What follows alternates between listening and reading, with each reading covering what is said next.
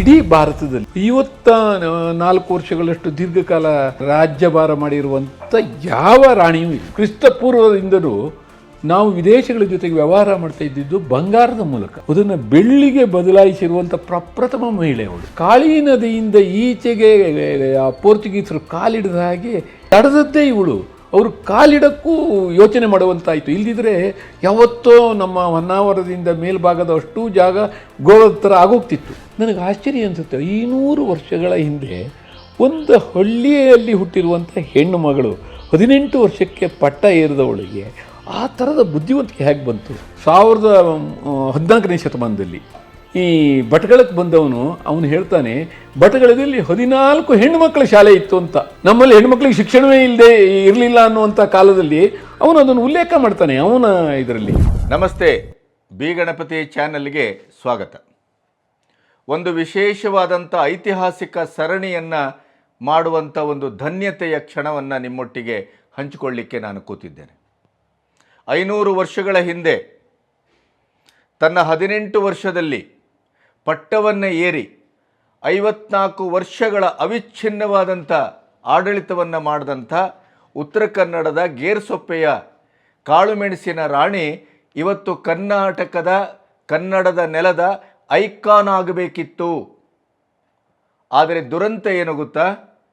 ಅವರ ಮೇಲೆ ಇಲ್ಲ ಸಲ್ಲದ ಯಾವುದೋ ಒಂದು ವಿದೇಶಿ ಹುಳ ಚರಿತ್ರೆಯ ಹೆಸರಿನಲ್ಲಿ, ಅದರಲ್ಲೂ ಅವನ ಬಗ್ಗೆ ಸರಿಯಾಗಿ ನೀವು ಓದುತ್ತಾ ಹೋದರೆ, ಸಂಶೋಧನೆ ಮಾಡ್ತಾ ಹೋದರೆ ಅವನೊಬ್ಬ ಅರೆಹುಚ್ಚ ಅನ್ನೋದನ್ನು ದಾಖಲಿಸಿದಂಥ ಸತ್ಯವೂ ನಿಮಗೆ ಅರ್ಥ ಆಗುತ್ತೆ. ಅಂಥ ಒಬ್ಬ ಮನುಷ್ಯ ಎಲ್ಲೋ ಒಂದು 6-8 ದಿನದ ತಿರುಗಾಟಕ್ಕೆ ಬಂದು ಒಂದು ಸರಿ ಗೇರ್ಸೊಪ್ಪ ರಾಣಿ ಮತ್ತು ರಾಣಿ ಅಬ್ಬಕ್ಕ ದೇವಿಯನ್ನು ಕಂಡು ಅವರ ಬಗ್ಗೆ ಅಪಭ್ರಂಶ ಬರೆದದ್ದು, ಮತ್ತೆ ಅದನ್ನು ದಾಖಲಿಸಿದ್ದು, ಅದೇ ಇತಿಹಾಸವಾಗಿ ಇವತ್ತು ಒಂದು ಕರ್ನಾಟಕದ ಐಕಾನ್ ಆಗಬೇಕಾಗಿದ್ದಂಥ, ಇಡೀ ಭಾರತದ ನಮ್ಮ ಇಡೀ ಚರಿತ್ರೆಯ ಒಂದು ಉಜ್ವಲ ನಕ್ಷತ್ರವಾಗಿ ಇವತ್ತು ಕಾಣಿಸ್ಕೊಳ್ಬೇಕಾಗಿದ್ದಂಥ ಗೇರ್ಸೊಪ್ಪ ರಾಣಿ ಚೆನ್ನಭೈರಾದೇವಿ ಕಾಲಗರ್ಭದಲ್ಲಿ ಹೂತು ಹೋಗಿದ್ದಾಳೆ, ಅಪಭ್ರಂಶಗೊಂಡಿದ್ದಾಳೆ, ಅಪವ್ಯಾಖ್ಯಾನಕ್ಕೆ ಒಳಗಾಗಿದ್ದಾಳೆ. ದಶದಿಕ್ಕುಗಳಲ್ಲೂ ಒಬ್ಬ ಹೆಣ್ಣುಮಗಳು ಈ ರೀತಿಯೂ ಯೋಚಿಸಲಿಕ್ಕೆ ಸಾಧ್ಯವೇ? ಈ ರೀತಿಯೂ ಪೋರ್ಚುಗೀಸರೊಟ್ಟಿಗೆ ಒಂದು ಅದ್ಭುತವಾದಂಥ ಸಂಧಾನವನ್ನು ಸಂಗ್ರಾಮವನ್ನು ಏಕಕಾಲದಲ್ಲಿ ಮಾಡಲಿಕ್ಕೆ ಸಾಧ್ಯವೇ? ಗೇರ್ಸೊಪ್ಪದಂಥ ಒಂದು ಕುಗ್ರಾಮ ಇವತ್ತಿಗೂ ಕೂಡ 75 ವರ್ಷದ ಸ್ವತಂತ್ರ ಭಾರತದಲ್ಲೂ ಅದು ಏನು ಉಜ್ವಲವಾದಂಥ ಬೆಳವಣಿಗೆಯನ್ನು ಕಂಡಿಲ್ಲ. ಇಡೀ ಉತ್ತರ ಕನ್ನಡ ಒಂದು ರೀತಿಯ ಶಾಪಗ್ರಸ್ತ ಜಿಲ್ಲೆ. ಅದು ಒಂದು ಕಾರಣ ಇರಬಹುದು. ನಮ್ಮ ಹೆಮ್ಮೆಯನ್ನು ನಾವು ಹೇಳ್ಕೊಳ್ಳಿಕ್ಕೆ ಮುಂದಾಗದೇ ಇದ್ದಂಥ ಒಂದು ಚರಿತ್ರೆಯನ್ನು ಆ ನೆಲ ಹೊಂದಿದೆ. ಆದರೆ ಇವೆಲ್ಲದರ ಮಧ್ಯೆ ಇವತ್ತು ಒನಕೆ ಓಬವ್ವನೋ, ಝಾನ್ಸಿ ರಾಣಿ ಲಕ್ಷ್ಮೀಬಾಯಿಯೋ, ರಾಣಿ ಅಬ್ಬಕ್ಕನೋ, ಇವರೆಲ್ಲರಿಗೂ ಸಿಕ್ಕಿದಂಥ ಒಂದು ಮಾನ್ಯತೆ ಕೂಡ ಇಂಥ ಒಂದು ಅದ್ಭುತವಾದಂಥ ವಿದೇಶಿ ವ್ಯವಹಾರವನ್ನು ಆಗಲೇ ಸಂಘಟಿಸಿದ, ಆಗಲೇ ಚಿನ್ನಕ್ಕೆ ಪರ್ಯಾಯವಾಗಿ ಮಾರಾಟದ ಒಂದು ವಿನಿಮಯದ ವಸ್ತುವಾಗಿ ಬೆಳ್ಳಿಯನ್ನು ಬಳಸಿದ ಆ ಕಾಲದಲ್ಲೇ ಗೇರ್ಸೊಪ್ಪ ನಮ್ಮ ಶರಾವತಿ ನದಿಯಲ್ಲಿ ಮಚುವೆಯನ್ನು ತಂದು ಅಲ್ಲಿ ಕಾಳುಮೆಣಸಿನ ವ್ಯವಹಾರವನ್ನು ಮಾಡಿದಂಥ ಒಬ್ಬ ಧೀಮಂತ ರಾಣಿ, ಚಾಣಾಕ್ಷ ರಾಜಕಾರಣಿ ಮತ್ತು ನಿರಂತರವಾಗಿ 5 ದಶಕಗಳನ್ನು ಆಳದಂಥ ಈ ಕಾಳುಮೆಣಸಿನ ರಾಣಿ ಇವತ್ತು ನಮಗೆ ಚರಿತ್ರೆಯಲ್ಲಿ ಎಲ್ಲಿಯೂ ಸ್ಪಷ್ಟವಾಗಿ ದಾಖಲಾಗಿಲ್ಲ. ಅಂಥ ಹೆಣ್ಣುಮಗಳು ನಿಮಗೆ ಭಾರತದಲ್ಲೇ ಸಿಗುವುದಿಲ್ಲ. ಅಂಥ ಒಬ್ಬ ಧೀರೋದ್ಧಾತ ಹೆಣ್ಣುಮಗಳ ಬಗ್ಗೆ ಚಿಂತಕರು, ಆಧ್ಯಾತ್ಮಿಕ ಚಿಂತಕರು ಮತ್ತು ಕಾದಂಬರಿಕಾರರು ಎಲ್ಲವೂ ಆದಂಥ ಗಜಾನನ ಶರ್ಮಾ ಅವರು ಬೃಹತ್ ಕಾದಂಬರಿಯನ್ನು ಬರೆದಿದ್ದಾರೆ. ಆ ಕಾದಂಬರಿಯನ್ನು ಬರೆದ ಮೇಲೇ ಕಾಳುಮೆಣಸಿನ ರಾಣಿ ಯಾರು ಅನ್ನೋದು ಲೋಕಕ್ಕೆ ಅರಿವಾದದ್ದು. ನಮ್ಮ ಸರ್ಕಾರಕ್ಕೂ ಕೂಡ ಅರಿವಾಗಿಲ್ಲ. ನಮ್ಮ ವಿದ್ವತ್ಪೂರ್ಣವಾಗಿ ಚರಿತ್ರೆಯನ್ನು, ವರ್ತಮಾನವನ್ನು ಕೇಂದ್ರೀಕರಿಸಿ ಸೃಜನಾತ್ಮಕವಾಗಿ ವ್ಯವಸಾಯ ಮಾಡಿದಂಥವ್ರಿಗೂ ಅರ್ಥ ಆಗಲಿಲ್ಲ, ಪತ್ರಕರ್ತರಿಗೂ ಅರ್ಥ ಆಗಲಿಲ್ಲ, ಯಾರಿಗೂ ಅರ್ಥ ಆಗಲಿಲ್ಲ.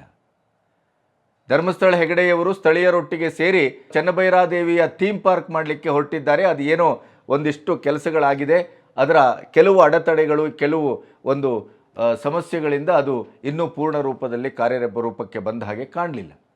ಆದರೂ ಕೂಡ ನಮ್ಮಲ್ಲಿ ಚೆನ್ನಭೈರಾದೇವಿಯ ಬಗ್ಗೆ ಸಿಗಬೇಕಾದಂಥ ಗೌರವ ನಮ್ಮಂಥವರು ಕೂಡ ಏನು ಶಾಲಾ ಕಾಲೇಜುಗಳಲ್ಲಿ ಚರಿತ್ರೆಯನ್ನು ಓದ್ತೇವಲ್ಲ, ಅಲ್ಲೂ ಕೂಡ ಚೆನ್ನಭೈರಾದೇವಿಯ ಬಗ್ಗೆ ಯಾವುದೇ ಇದಮಿತ್ತಮ್ ಅನ್ನುವಂಥ ಪ್ರಮುಖವಾದ ಪಾಠವೂ ಇರಲಿಲ್ಲ, ನಮಗೆ ವಿವರಗಳು ಇರಲಿಲ್ಲ. ಉತ್ತರ ಕನ್ನಡಕ್ಕೆ ಸ್ಥಳೀಯರಿಗೆ ಅದು ಅಪರಿಚಿತವಾಗಿದ್ದರು. ಇತ್ತೀಚೆಗೆ ಅದು ಒಂದು ಚೂರು ಸೋಷಿಯಲ್ ಮೀಡಿಯಾದಲ್ಲಿ ಅಲ್ಲಿ ಇಲ್ಲಿ ಹೆಚ್ಚೆಚ್ಚು ಕಾಣಿಸ್ಕೊಳ್ತಾ ಇದೆ. ಹಾಗಾದರೆ ಚೆನ್ನಭೈರಾದೇವಿ ಯಾರು? ಚೆನ್ನಭೈರಾದೇವಿ ಬಗ್ಗೆ ಇರುವಂಥ ಆರೋಪಕ್ಕೆ ಏನು ಪುಷ್ಟಿ ಇದೆ, ಏನು ನೆಲೆ ಇದೆ, ಯಾವ ದಾಖಲೆ ಇದೆ? ಚೆನ್ನಭೈರಾದೇವಿಯ ಇಡೀಯದಾದಂಥ ಆಡಳಿತದ ಒಂದು ಆ ಅವಧಿ ಹೇಗಿತ್ತು?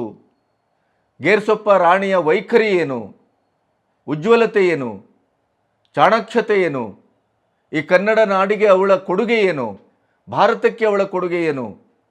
ಈ ಎಲ್ಲ ವಿಚಾರಗಳ ಮೇಲೆ ಸ್ಪಷ್ಟವಾದಂಥ ಐತಿಹಾಸಿಕವಾದಂಥ ಬೆಳಕನ್ನು ಚೆಲ್ತಾರೆ ಗಜಾನನ್ ಶರ್ಮಾ ಅವರು. ಅವರ ಸಂದರ್ಶನವನ್ನು ಅತ್ಯಂತ ಪ್ರೀತಿಯಿಂದ, ಗೌರವದಿಂದ, ಅಷ್ಟೇ ಸಾರ್ಥಕ ಮನೋಭಾವದಿಂದ ನಾನು ಮಾಡಿದ್ದೇನೆ.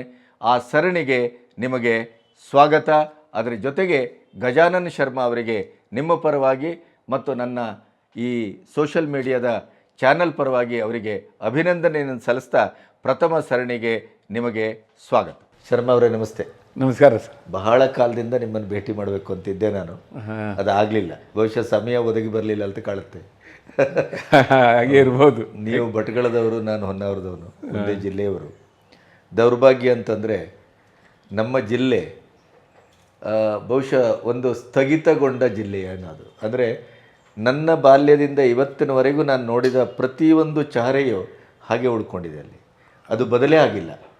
ಹೊನ್ನಾವರ ಇರ್ಬೋದು, ಗೇರ್ಸೊಪ್ಪ ಇರ್ಬೋದು, ಭಟ್ಕಳ ಇರ್ಬೋದು, ಕುಮಟಾ ಇರ್ಬೋದು, ಧಾರೇಶ್ವರ ಇರ್ಬೋದು, ಗೋಕರ್ಣ ಒಂದು ಹಂತಕ್ಕೆ ಸ್ವಲ್ಪ ಮಟ್ಟಿಗೆ ಅದು ಬೆಳೆಯಬಾರದ ರೀತಿಯಲ್ಲಿ ಬೆಳೆದುಬಿಟ್ಟಿದೆ. ಹೌದು, ಪ್ರವಾಸೋದ್ಯಮ ಬೆಳೆಯಬಾರದ ಕಾರಣಕ್ಕೆ. ಆದರೆ ನಮ್ಮಲ್ಲಿ ಅಭಿವೃದ್ಧಿ ಇಲ್ಲ, ಒಂದು ತಥಾಕಚಿತವಾದಂಥ ಒಂದು ಯೋಜನೆಗಳಿಲ್ಲ. ಅಲ್ಲಿ ಪ್ರವಾಸೋದ್ಯಮ ಕಾಲು ಮುರಿದು ಬಿದ್ದಿದೆ. ಹೌದು. ಆದರೆ ಅದರ ಬಗ್ಗೆ ಕಾಳಜಿಯೇ ಇಲ್ಲ. ಒಂದು ಹೊನ್ನಾವರದಿಂದ ಗೇರ್ಸೊಪ್ಪವರೆಗೆ ಆ ನದಿಯನ್ನು ಬಳಸ್ಕೊಂಡೇ ನೀವು ವಿಶ್ವಶ್ರೇಷ್ಠ ಒಂದು ಪ್ರವಾಸೋದ್ಯಮದ ಇದನ್ನು ಮಾಡ್ಬೋದಿತ್ತು. ಖಂಡಿತವಾಗಿ. ಆಯಿತಾ? ಅದನ್ನು ಮಾಡಿಲ್ಲ. ಆಮೇಲೆ ಕೇವಲ ರಾಜಕೀಯ, ಹಕ್ಕೆಹೊಳ್ಳಿ ಭಾಗವತಿಗೆ ಅವರು ಚಾಡಿ ಹೇಳ್ಕೊಂಡು ಇದು ಮಾಡಿಕೊಂಡು ಒಂದು ಅಡಿಕೆ ರೇಟ್ ಬಂತು ಅಂದರೆ 10 ವರ್ಷ ಮಲಗಿಬಿಡ್ತದೆ. ಈ ಥರದ ಇದನ್ನು ನಾನು ನೋಡ್ಕೊಬಂದೆ. ಹೌದು. ನನಗೆ ಇದೆಲ್ಲ ಮೇಲ್ಪದರದ್ದು ಸರ್, ಮೇಲ್ಪದರದ್ದು. ಒಂದು ಕಡೆ ನಾವು ಶರಾವತಿ ನದಿ, ಇನ್ನೊಂದು ಕಡೆ ಅರಬ್ಬಿ ಸಮುದ್ರ. ಈ ಎರಡು ಅದನ್ನು ಅದ್ಭುತವಾಗಿ ಅದನ್ನು ಒಂದು ಒಟ್ಟಾಗಿ ಕಾಣುವಂಥದ್ದು ಪಶ್ಚಿಮ ಘಟ್ಟಗಳು. ಹೌದು. ಸೂಕ್ಷ್ಮ ಪ್ರದೇಶ ಅದು. ಅಲ್ಲಿ ದೊಡ್ಡ ಪರಿಸರ ಹೋರಾಟ ನಡೆದಿದೆ, ಎಲ್ಲವೂ ನಡೆದಿದೆ. ಆದರೆ ರಾಮಕೃಷ್ಣ ಹೆಗಡೆ ಅಂಥ ರಾಜಕಾರಣಿಗಳನ್ನೂ ನಾವು ಪಡೆದು ಕೂಡ ಹೌದು ಅದಕ್ಕೆ ಒಂದು ಸರಿಯಾದಂಥ ಒಂದು ಮಾನ್ಯತೆ ಇಲ್ಲ. ಒಂದು ವಿಶ್ವವಿದ್ಯಾನಿಲಯ ಇಲ್ಲ, ಒಂದು ಏರ್ಪೋರ್ಟ್ ಇಲ್ಲ, ಒಂದು ಇದಿಲ್ಲ, ಒಂದು ಆಸ್ಪತ್ರೆ ಇಲ್ಲ ಹೇಳಿಕೊಳ್ಳುವಂಥ. ನಮ್ಮ MP ಅನಂತಕುಮಾರ್ ಹೆಗಡೆ ಅವರು ಅವರ ತಾಯಿಗೆ ತೊಂದರೆ ಆದಾಗ ಅದು ಯಾವುದೋ ಒಂದು ಆಸ್ಪತ್ರೆಗೆ ಹೋಗಿ 2 ಕೆನ್ನೆಗೆ ಬಾರಿಸ್ತಾರೆ ಬಿಟ್ಟರೆ, ಅವರು ಕೆನ್ನೆಗೆ ಬಾರಿಸುವಷ್ಟು ಆ ಜಿಲ್ಲೆಯ ಕೋಪ ನೆತ್ತಿಗೇರಿದೆ ಅನ್ನೋದು ಅವ್ರಿಗೆ ಇನ್ನೂ ಅರ್ಥ ಆಗಿಲ್ಲ. ಹೌದು. ಇಂಥ ಸ್ಥಿತಿಯಲ್ಲಿ ಇದು ಮೇಲ್ಪದರದ್ದಾದರೆ, ಇನ್ನೊಂದು ಇತಿಹಾಸದ ದೃಷ್ಟಿಯಲ್ಲಿ ಸ್ವಾತಂತ್ರ್ಯ ಹೋರಾಟದ ಮಹಾಪರ್ವಗಳು ನಡೆದಿದೆ ಅಲ್ಲಿ. ಹೌದು. ಅದರ ಆಳದಲ್ಲಿ ಅಂಥ ಸತ್ಯದ ಇತಿಹಾಸ ಬಹಳ ಗನಿಕಟ್ಟಿದೆ. ಆದರೆ ಅದು ಯಾವುದೂ ಇನ್ನೂ ಜನಮಾನಸಕ್ಕೆ ಬರಲಿಲ್ಲ. ಹೌದು. ಈಗ ನಾವೆಲ್ಲ ಓದಿದ್ದೇವೆ, ಅಲ್ಲಿ ಒಳ್ಳೊಳ್ಳೆ ಶಿಕ್ಷಕರ ನಮಗಿದ್ದರು. ಆದರೆ ಎಲ್ಲಿಯೂ ನೀವು ಕಾದಂಬರಿ ಬರೆದಿದ್ರಿ ಚೆನ್ನಭೈರಾದೇವಿ ಬಗ್ಗೆ, 5 ಕಾಲು ದಶಕ ನಿರಂತರವಾಗಿ ಆಳದಂಥ ಈ ದೇಶದ ಬಹಳ ಪ್ರಥಮ ಪಾದದಲ್ಲಿರುವಂಥ ಮಹಿಳೆ. ಖಂಡಿತವಾಗಿಯೂ. ಆದರೆ ಅವ್ರ ಬಗ್ಗೆ ನಮಗೆ ಗೊತ್ತಾಗಲಿಲ್ಲ.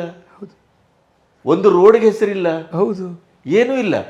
ಇಂಥ ಒಂದು ದುರ್ಭಿಕ್ಷ ಸ್ಥಿತಿಯಲ್ಲಿ ಆ ಉತ್ತರ ಕನ್ನಡ ಕೆನರಾ ಜಿಲ್ಲೆ ನಿಂತಿದೆ ಅನ್ನುವಂಥ ವಾಸ್ತವದಲ್ಲಿ ಇವತ್ತು ನಾನು ನಿಮ್ಮ ಹತ್ರ ಹುಡ್ಕೊಂಡು ಬಂದದ್ದು ಯಾಕೆ ಅಂತಂದರೆ, ಕನಿಷ್ಠ ಪಕ್ಷ ಚೆನ್ನಭೈರಾದೇವಿಯವರ ಇಡೀಯದಾದ ವ್ಯಕ್ತಿತ್ವವನ್ನು ನಿಮ್ಮ ಬಾಯಿಂದ ಒಂದು ಅನಾವರಣ ಮಾಡ್ತಾನೆ ಆ ಜಿಲ್ಲೆಯ ಈ ಎಲ್ಲ ಸಮಸ್ಯೆಗಳಿಗೂ ಎಲ್ಲಿ ಬೇರಿದೆ, ಇದು ಯಾಕೆ ಹಿಂಗಾಗಿದೆ, ಒಂದಿಷ್ಟು ನಾವು ಮಾತಿನ ಮೂಲಕ ಹೊಸ ಈ ಹುಡುಗರಿಗೆ, ಈಗಿನ ತಲೆಮಾರಿಗೆ ಒಂದಿಷ್ಟು ಏನಾದರೂ ಒಂದು ಕಿಕ್ಕು, ಒಂದಿಷ್ಟು ಪ್ರೇರಣೆ ಏನಾದರೂ ಕೊಡ್ಲಿಕ್ಕೆ ಸಾಧ್ಯ ಇದೆಯೇನೋ ಅಂತ ನಿಮ್ಮ ಹತ್ರ ಬಂದಿದ್ದೇನೆ ಸರ್. ಖಂಡಿತವಾಗಿಯೂ ಇದೆ ಗಣಪತಿಯವರೇ. ಯಾಕೆಂತ ಕೇಳಿದ್ರೆ, ಉತ್ತರ ಕನ್ನಡ ಜಿಲ್ಲೆಯ ಜನಗಳೇ ಆ ಥರ ಆಲಸಿಗಳಲ್ಲ.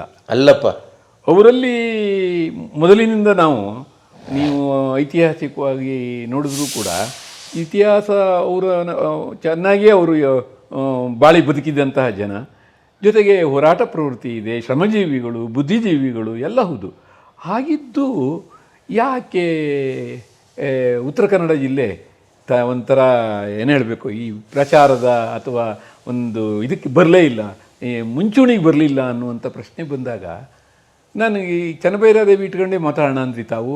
ನಿಜವಾಗಿ ಹೇಳಬೇಕು ಅಂತಂದರೆ ನೋಡಿ, ಇಡೀ ಭಾರತದಲ್ಲಿ 54 ವರ್ಷಗಳಷ್ಟು ದೀರ್ಘಕಾಲ ರಾಜ್ಯಭಾರ ಮಾಡಿರುವಂಥ ಯಾವ ರಾಣಿಯೂ ಇಲ್ಲ ನೋಡಿ, ಯಾವ ರಾಣಿಯೂ ಇಲ್ಲ. ಜೊತೆಗೆ ಎಂತೆಂಥ ನನಗೆ ಪ್ರತಿಯೊಂದನ್ನು ಅಧ್ಯಯನ ಮಾಡ್ತಾ ಹೋದಾಗ ಎಂಥ ಆಶ್ಚರ್ಯಕರವಾದ ವಿಚಾರಗಳು ಗೊತ್ತಾಗ್ತಾ ಹೋಯಿತು.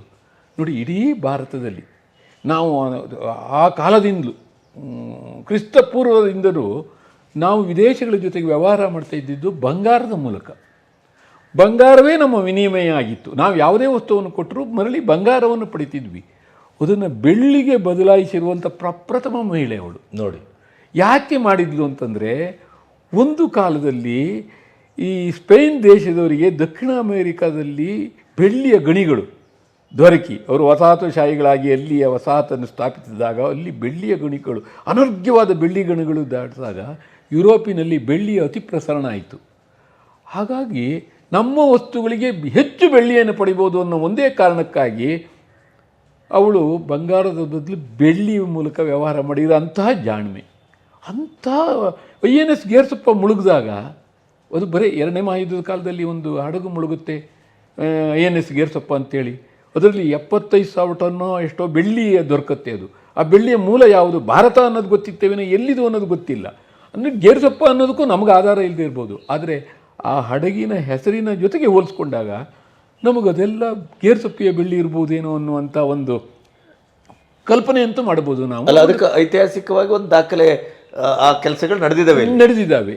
ಇಂಥ ಒಂದು ಜಿಲ್ಲೆ ಎಂಥ ಹೊಸ ಹೊಸ ಯೋಚನೆಗಳು ನೋಡಿ, ಅಂಥ ಹೊಸ ಯೋಚನೆಗಳು ಒಂದು ಹೆಣ್ಣು ಮಗಳ ತಲೆಯಲ್ಲಿ ಅಂಥ ಯೋಚನೆ ಬಂತು ಅಂತಂದರೆ ಆ ಇಡೀ ಜಿಲ್ಲೆಯ ಮನಸ್ಥಿತಿ ಹೇಗಿದೆ, ಅವರೆಲ್ಲರಿಗೂ ಆ ಒಂದು ಹೊಸತನದ ಬುದ್ಧಿ ಇದೆ ಅಂತ ಆಯ್ತಲ್ಲ.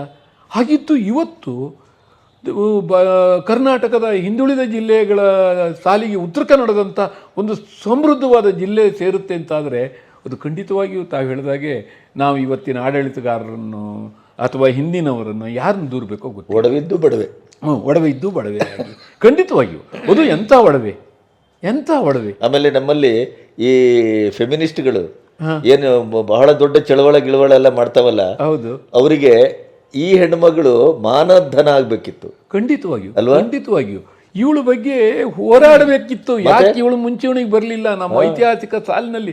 ಇವತ್ತು ನಾವು ಬೆಳವಡಿ ಮಲ್ಲಮ್ಮ ಹೇಳ್ಬೋದು, ಕಿತ್ತೂರು ರಾಣಿ ಚೆನ್ನಮ್ಮ ಹೇಳ್ಬೋದು, ಝಾನ್ಸಿ ರಾಣಿ ಲಕ್ಷ್ಮೀಬಾಯಿ ಹೇಳ್ಬೋದು, ಅಬ್ಬಕ್ಕ ಹೇಳ್ಬೋದು, ಒನಕೆ ಓಬವ್ವನ್ನ ಹೇಳ್ಬೋದು ನಾವು. ಆದರೆ 54 ವರ್ಷಗಳ ಕಾಲ ರಾಜ್ಯಭಾರ, ಅದು ರಾಜ್ಯಭಾರ ಅಂದರೆ ಸುಮ್ಮನೆ ರಾಜ್ಯಭಾರ ಮಾಡಿದ್ದಲ್ಲ. ಎಂತೆಂಥವ್ರ ನಡುವೆ ಕೇರಳದ ಜಾಮೋರಿನ್ನು, ಈ ಕಡೆ ಬಿಜಾಪುರದ ಸುಲ್ತಾನರು, ವಿಜಯನಗರ, ಕೆಳದಿ, ಇವೆಲ್ಲದರ ನಡುವೆ ಪೋರ್ಚುಗೀಸರು ಮತ್ತು ವಿದೇಶಿಯರ ಈ ಎಲ್ಲ ನಡುವೆ ಆಯಕಟ್ಟಿನಲ್ಲಿ ಒಂಥರ ಅಡಕತ್ತಿನಲ್ಲಿ ಸಿಕ್ಕಿದ್ರು ಕೂಡ ಅವಳು ಅದೆಷ್ಟು ಸುಭದ್ರವಾಗಿ ರಾಜ್ಯವನ್ನು ಕಟ್ಟಿ, ಬಹುಶಃ ತುಂಬ ರಾಜಕೀಯ ಪ್ರವೀಣೆ ಅಂತ ಅನಿಸ್ತದೆ ನನಗೆ. ಖಂಡಿತವಾಗಿ, ಯಾಕಂದರೆ ಎಲ್ಲರೊಟ್ಟಿಗೂ ಒಂದು ಸಮನ್ವಯತೆಯನ್ನು ಸಾಧಿಸ್ಕೊಂಡಿದ್ಲು. ನೋಡಿ, ಎಂಥ ಒಂದು ಜಾಣ್ಮೆ ಇತ್ತು ಅವಳ ಹತ್ರ ಅಂತಂದರೆ, ಅವಳು ಬಿಜಾಪುರ ಸುಲ್ತಾನನ ಜೊತೆ ಚೆನ್ನಾಗಿದ್ಲು. ಇವತ್ತು ನಾವು ಯೋಚನೆ ಮಾಡಿದರೆ ಕೇರಳದ ಜಾಮೋರಿನ ಜೊತೆಗೆ ಇಡೀ ನಮ್ಮ ಕರಾವಳಿಯ ಯಾವ ರಾಜ್ಯರಿಗೂ ಇಲ್ಲದಿರೋಷ್ಟು ಗಟ್ಟಿಯಾದ ಸಂಬಂಧ ಈಕೆಗಿತ್ತು. ಅಲ್ಲೇ ಹೋಗಿ ಅವಳು ಸಮುದ್ರ ಯುದ್ಧದ ಕಲೆಯನ್ನು ಕರಗತ ಮಾಡ್ಕೊಂಡಿದ್ಲು ನೋಡಿ, ಕೇರಳಕ್ಕೆ ಹೋಗಿ. ಆಮೇಲೆ ಗೋವೆಯನ್ನು ಕಾಳಿ ನದಿಯಿಂದ ಈಚೆಗೆ ಆ ಪೋರ್ಚುಗೀಸರು ಕಾಲಿಡಿದ ಹಾಗೆ ಈ ತಡೆದದ್ದೇ ಇವಳು.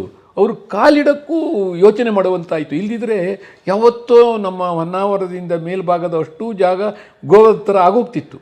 ಅದನ್ನು ತಡೆದು ಇಲ್ಲಿಯ ನಿಮಗೆ ವಾಸ್ತವ ಸ್ಥಿತಿ ಹೇಗಿತ್ತು ಅದನ್ನೇ ಮುಂದುವರಿಸಿರುವಂಥ ಗಟ್ಟಿಗಿತ್ತು. ಜೊತೆಗೆ ಬಹುಶಃ ನನಗೆ ಇನ್ನೊಂದು ನಿಮ್ಮ ಮಾತಿನಿಂದ ಅರ್ಥ ಆಗೋದೇನು ಅಂದರೆ, ಗೋವಾದ ಇಡೀ ಆ ಕಲ್ಚರಲ್ ಡಿಸಾಸ್ಟರ್ ಒಂದು ಚಿತ್ರ ಇದೆಯಲ್ಲ, ಹೌದು, ಅದು ಈಚೆ ಬರ್ಲಿಕ್ಕೆ ಬಿಡಲಿಲ್ಲ ನೋಡಿ. ಬಿಡಲಿಲ್ಲ. ನಮ್ಮ ಈ ಸುಸಂಸ್ಕೃತವಾದಂಥ ನಮ್ಮದೇ ಆದಂಥ ಒಂದು ಕಲ್ಚರ್ ಅಂತ ಇದೆಯಲ್ಲ, ಹೌದು, ಅದು ಕಾಪಿಡೋದ್ರಲ್ಲೂ ಬಹುಶಃ ಈ ಮಹಾರಾಣಿಯ ಕೆಲಸ ಬಹಳ ಇದೆ. ಜೊತೆಗೆ ನೋಡಿ ಎಂಥ ಬುದ್ಧಿವಂತಿಕೆ ಮಾಡಿದ್ಲು ಅಂತಂದ್ರೆ, ಅವಳು ಗೋವೆಯಿಂದ ಓಡಿ ಬಂದ್ರಲ್ಲ ಸಾರಸ್ವತರು, ಅವರ ಪೂರ್ಣ ಬುದ್ಧಿವಂತಿಕೆಯನ್ನು ಎಷ್ಟು ಚೆನ್ನಾಗಿ ಬಳಸ್ಕೊಂಡ್ಲು ಗೊತ್ತಾ. ಅವಳು ಅಲ್ಲಿಂದ ಬಂದಿರುವ ಕಾರ್ವಿಗಳಿರ್ಬೋದು, ಅಲ್ಲಿಂದ ಬಂದಿರುವಂಥ ನಾಡವರು ಇರ್ಬೋದು, ಅಲ್ಲಿಂದ ಬಂದಿರುವಂಥ ಸಾರಸ್ವತರು ಇರ್ಬೋದು. ಸಾರಸ್ವತರನ್ನು ವ್ಯವಹಾರಕ್ಕೆ ಹಚ್ಚಿದ್ಲು, ಕಾರ್ವಿಗಳನ್ನು ಮರ ಕಡಿಯೋದಕ್ಕೆ ಹಚ್ಚಿದ್ಲು, ಬಂದರುಗಾರಿಕೆಗೆ ಹಚ್ಚಿದ್ಲು, ನಾಡವ್ರನ್ನ ಬೇರೆ ರೀತಿಯ ವ್ಯವಹಾರಗಳಿಗೆ ಬಳಸ್ಕೊಂಡ್ಲು. ಗಾಡಿ ಆ ಕಾಲದಲ್ಲಿ ನಮ್ಮ ಮಲೆನಾಡು ಮತ್ತು ಕರಾವಳಿಯ ನಡುವಿನ ರಸ್ತೆಗಳಿದಾವಲ್ಲ, ಇವತ್ತು ನಾವೇನು ಹೇಳ್ತೀವಿ, ನೀವು ಉದಾಹರಣೆ ಹೇಳಬೇಕು ಅಂತಂದರೆ ಈಗ ಭಟ್ಕಳದ ರಸ್ತೆ, ಸಾಗರ ಭಟ್ಕಳದ ರಸ್ತೆ ಅಂತ, ಆ ರಸ್ತೆಗಳನ್ನೆಲ್ಲ ಗಾಡಿ ರಸ್ತೆಗಳನ್ನಾಗಿ ಈ ಸಜ್ಜುಗೊಳಿಸಿದ್ದೇ ರಾಣಿ ಚೆನ್ನಭೈರಾದೇವಿ. ನೀವು ಅವಳ ಬುದ್ಧಿವಂತಿಕೆಯನ್ನು ನೋಡ್ತಾ ಹೋದಾಗ ನನಗೆ ಆಶ್ಚರ್ಯ ಅನಿಸುತ್ತೆ. 500 ವರ್ಷಗಳ ಹಿಂದೆ ಒಂದು ಹಳ್ಳಿಯಲ್ಲಿ ಹುಟ್ಟಿರುವಂಥ ಹೆಣ್ಣು ಮಗಳು 18 ವರ್ಷಕ್ಕೆ ಪಟ್ಟ ಏರಿದವಳಿಗೆ ಆ ಥರದ ಬುದ್ಧಿವಂತಿಕೆ ಹೇಗೆ ಬಂತು? ಅದಕ್ಕೆ ಕಾರಣ ನೋಡಿ, ಅವಳು ಎಲ್ಲರನ್ನೂ ಒಳಗೊಂಡು ಬದುಕುವಂಥ ಗುಣ ಇತ್ತು ಅವಳಿಗೆ. ಅವಳು ಮೊದಲು ಕಾಳು ಮೆಣಸಿನ ದಾಲ್ಚಿನ್ನಿನ ವ್ಯವಹಾರ ಕಲ್ತಿದ್ದು ಯಾರಿಂದ ಗೊತ್ತಾ? ಭಟ್ಕಳದ ನವಾಯಿತರಿಂದ. ಅವಳು ತನ್ನ ಸಂಸ್ಕಾರವನ್ನು ಮತ್ತು ಇದನ್ನು ಕಲ್ತಿದ್ದು ಯಾರಿಂದ ಗೊತ್ತಾ? ಜೈನ ಅಕಳಂಕ ಗುರು ಪರಂಪರೆಯಿಂದ ಹವ್ಯಕ ಅಲ್ಲಿರುವಂಥ ಇಡಗುಂಜಿಯ ಅಥವಾ ಸುತ್ತಮುತ್ತಲಿನ ಹಾಡುವಳ್ಳಿಯ ಜೈನ ಪರಂಪರೆಯ ಆ ಕಾಲದಲ್ಲಿ ಘಟಿಕಾಸ್ಥಾನ ಅಂದರೆ ಒಂಥರ ಯೂನಿವರ್ಸಿಟಿ ಇದ್ದಾಗೆ. ನೀವು ಹೇಳಿದ್ರಿ ಉತ್ತರ ಕನ್ನಡದಲ್ಲಿ ಇವತ್ತು ಕೂಡ ಒಂದು ಯೂನಿವರ್ಸಿಟಿ ಇಲ್ಲ ಅಂತೇಳಿ ಇತ್ತು. ನೀವು ಅವನ ಹೆಸರು ನನಗೆ ಸ್ಪಷ್ಟವಾಗಿ ನೆನಪಿಲ್ಲ, ಬಬುವ ಅಂತಲೇನೋ ಒಬ್ಬ 14ನೇ ಶತಮಾನದಲ್ಲಿ ಈ ಭಟ್ಕಳಕ್ಕೆ ಬಂದವನು, ಅವನು ಹೇಳ್ತಾನೆ ಭಟ್ಕಳದಲ್ಲಿ 14 ಹೆಣ್ಣುಮಕ್ಕಳ ಶಾಲೆ ಇತ್ತು ಅಂತ. ನಮ್ಮಲ್ಲಿ ಹೆಣ್ಮಕ್ಳಿಗೆ ಶಿಕ್ಷಣವೇ ಇರಲಿಲ್ಲ ಅನ್ನುವಂಥ ಕಾಲದಲ್ಲಿ ಅವನು ಅದನ್ನು ಉಲ್ಲೇಖ ಮಾಡ್ತಾನೆ ಅವನ ಇದರಲ್ಲಿ. ನಿಮಗೆ ಅದನ್ನೆಲ್ಲ ನೋಡಿದಾಗ ಈಗ ನಾವು ಇತಿಹಾಸವನ್ನು ಇಷ್ಟು ತಪ್ಪಾಗಿ ಭಾವಿಸಿದ್ದೀವಿ. ಇತಿಹಾಸದಲ್ಲಿ ಯಾರಿಗೆ ಪ್ರಾಮುಖ್ಯತೆಯನ್ನು ಕೊಡಬೇಕು ಅವ್ರಿಗೆ ಕೊಡಲಿಲ್ಲ. ಈ ಎಲ್ಲ ತಪ್ಪುಗಳಿಂದಾಗಿ ಉತ್ತರ ಕನ್ನಡ ಜಿಲ್ಲೆ ಅಂತ ಸಮೃದ್ಧ ಇತಿಹಾಸ ಉಳ್ಳಂಥ ಒಂದು ಜಿಲ್ಲೆ ಕೂಡ ಇವತ್ತು ಜನಮಾನಸದಲ್ಲಿ ಯಾವ ಮಹತ್ವವನ್ನು ಪಡಿಬೇಕಾ ಆ ಮಹತ್ವವನ್ನು ಪಡೀಲಿಲ್ವೇನೋ ಅನ್ಸುತ್ತೆ. ನಮ್ಮದು ಏನು ಅನ್ನುವಂಥ ಬೆನ್ನು ನಮಗೆ ಅರ್ಥವೇ ಆಗಲಿಲ್ಲ. ದುರಂತ. ನಾವು ಅದರ ಬಗ್ಗೆ ನಿರ್ಲಕ್ಷ್ಯ. ಜೊತೆಗೆ ನಾವು ಯಾರ್ದೋ ಹಚ್ಚಿಗೆ ಮಾತನ್ನು, ನೀವೊಂದು ಮಾತು ಹೇಳಿದ್ರಿ ಪ್ರಾರಂಭದಲ್ಲಿ, ನಾವೆಲ್ಲೋ ಕುತ್ಕೊಂಡು ಪಟ್ಟಂಗ ಹೊಡೆದು ಆ ಕಡೆ ಈ ಕಡೆ ಮನೆ, ನಾವು ಇದಕ್ಕೆ ಸೀಮಿತರಾಗ್ಬಿಟ್ಟು. ಹೌದು, ನಮ್ದು ಹಕ್ಕೆವಳಿ ಭಾಗವತ್ಕೆನೆ ನಮಗೆ ತಿಳಿಬೇಕಾದ್ದನ್ನು ತಿಳಿಲಿಲ್ಲ. ನಾವು ಯಾವುದೋ ಒಂದು ಟೈಮ್ ಪಾಸ್ ಮಾತುಕತೆಯಲ್ಲಿ ಕಳೆದ್ಬಿಟ್ವಿ ಅಷ್ಟೇ. ನೋಡಿ, ರವೀಂದ್ರನಾಥ್ ಟಾಗೋರ್ ಅವರು ತಮ್ಮ ಆತ್ಮಕಥೆಯಲ್ಲಿ ಕಾರವಾರಕ್ಕೋಸ್ಕರ ಒಂದು ಅಧ್ಯಾಯವನ್ನು, ತಮಗೆ ಗೊತ್ತೇ ನೋಡಿದ್ರೆ ಒಂದು ಅಧ್ಯಾಯವನ್ನೇ ಮೀಸಲಿಟ್ಟಿದ್ದಾರೆ.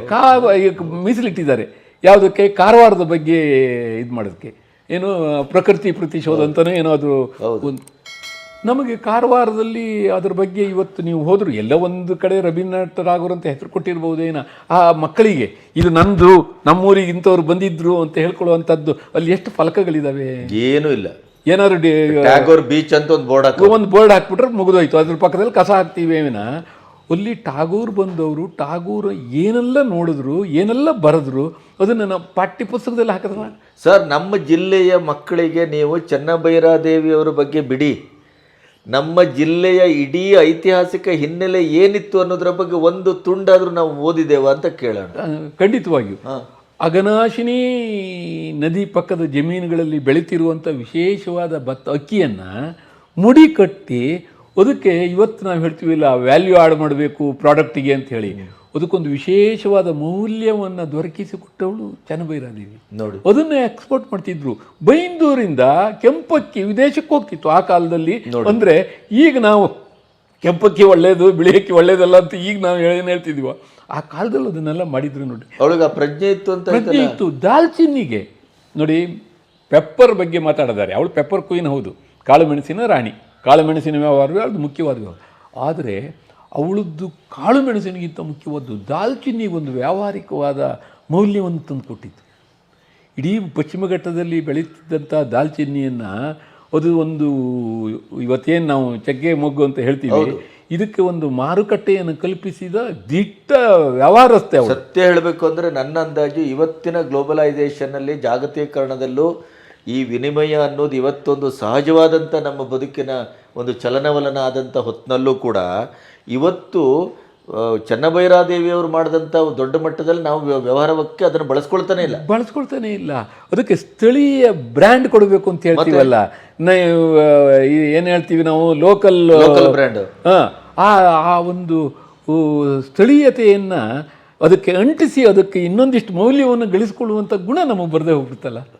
ಇವತ್ತು ಕೂಡ ನಾವು ಅದರಲ್ಲಿ ಯಶಸ್ಸು. ಅಲ್ಲ, ಒಂದು ರೀತಿಯಲ್ಲಿ ಉತ್ತರ ಕನ್ನಡದ ಜೆನೆಟಿಕಲ್ ಇದೆ ಅದು ಅಲ್ವಾ, ಇದೆ ಹಂಗೆ ನೋಡಿದ್ರೆ. ಹೌದು, ಖಂಡಿತ ಇದೆ. ಅದನ್ನ ನಾವು ಅದನ್ನ ಉಪಯೋಗಿಸ್ಕೊಳ್ಳಿಲ್ವ? ನಾವು ಉಪಯೋಗಿಸ್ಕೊಳ್ಳಿಲ್ಲ ಅಂದರೆ ಒಂದಾಯಿತು ನನಗನ್ನಿಸ್ದಾಗಿ.